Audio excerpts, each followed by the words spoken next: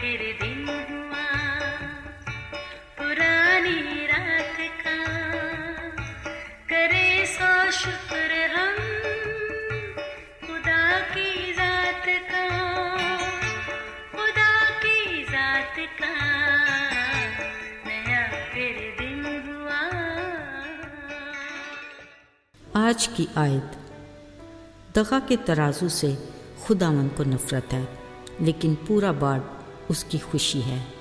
امثال 11 باب پہلی آیت۔ عزیزو، اکثر کسی عزیز یا دوست سے اپنے دل کی بات کہنے لگو تو وہ آپ کی بات سننے کی بجائے اپنے دکھڑوں کے قصے لے کر بیٹھ جائے گا۔ یقیناً ہم میں سے بہت سو کو اس کا تجربہ ضرور ہوا ہوگا۔ خیر، کچھ مذائقہ نہیں، کسی کی غم گساری کرنا اچھی بات ہے۔ ہمیں ان لمحات کو خوش دلی سے یہ کہہ کر گزارنا چاہیے کہ یہ آنر بھی خدا کسی کسی کو دیتا ہے۔ اس کے ساتھ ایک اور رسمی فکرے کا بڑا رواج ہے۔ کہا جاتا ہے، کیا کریں یار، کچھ بھی کر لو، پوری تو پڑتی ہی نہیں۔ بات تو ٹھیک ہے، مگر سوچنے کی بات تو یہ ہے کہ اتنی محنت مشقت کے باوجود بھی پوری نہ پڑنے کی وجہ کیا ہو سکتی ہے۔ یہ مسئلہ درگزر کرنے والا نہیں، لہٰذا اس کے بارے میں سوچنا تو پڑے گا۔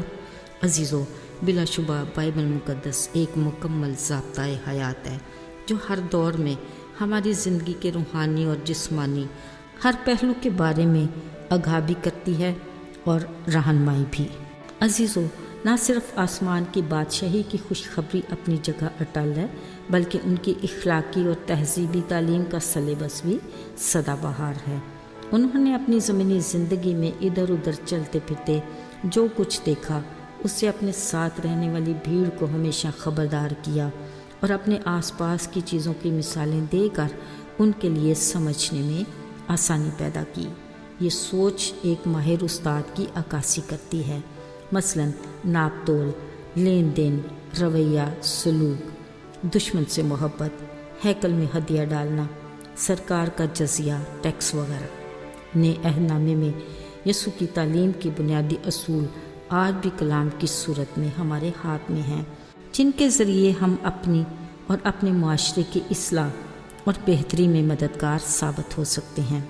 عزیزو، پچھلے دنوں میں ایک ویڈیو دیکھ رہی تھی۔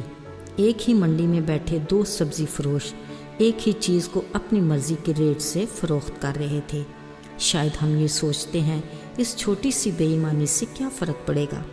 بات تو چھوٹی سہی، مگر اثرات بہت بڑے اور گہرے ہیں۔ یوں ہی گلے سڑے فروٹ پر سٹیکر لگا کر بیچ دینا۔ باوجود ان سب باتوں کے، اگر ہم پھر بھی یہ کہیں کہ کیا کریں، پوری نہیں پڑتی۔ عزیزو، خبردار، ایسی بے ایمانی نہیں چلے گی۔